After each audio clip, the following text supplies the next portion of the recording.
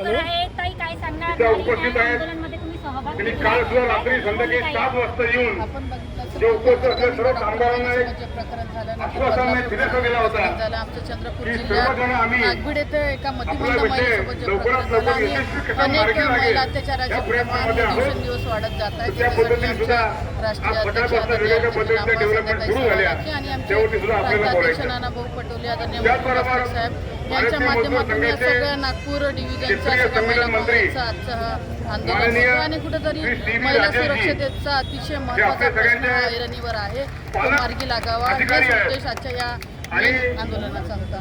ताई, सरकार त्यांच्याकडे कोणाची 5 पण राज्यांचं महिलांवर भारतीय मजदूर संघाचं आता मोठं काम महिलांना आहे. न्याय नाही मिळणार नाही सामोरं ज्या ज्या ठिकाणी अशी आंदोलनं चाललेली आहेत नक्कीच त्या ठिकाणी आपण समस्या बघितलं मोठ्या असेल आहेत. की या महाराष्ट्राच्या त्या ठिकाणी कसा इतिहासात मार्ग काढला पाहिजे, घडली कसा मार्ग काढायचा, अतिशय कुणाशी बोललं महत्त्वाचं पाहिजे, योगदान राहील आणि सरकारमध्ये जेव्हा कुणाशी आपण संवाद बरोबरीचा साधायचा हक्क महिलांना या आहे, सुद्धा प्रयत्नामध्ये तसा ते दरवेळेला कागदोपत्री असतात. सांगता कुठेतरी आपला सुद्धा विषय वास्तविक त्यांना अधिकार अनेक दिवसापासून महिलांना त्यांना मिळाला माहिती पाहिजे आहे. आणि आज महिलांच्या या सुरक्षेसाठी आंदोलनासाठी जर तिला अनेक रस्त्यावर येऊन दिवसापासून चालू आहे, जगावं आपल्याला लागत माहिती असेल आहे. तर ही फार मोठी त्यामुळे सुद्धा चूक आहे त्यांनी महिलांसाठी. गेले सातत्याने नागपूरमध्ये नव्हते तरी सुद्धा त्यांनी एक 7-8 दिवसामध्ये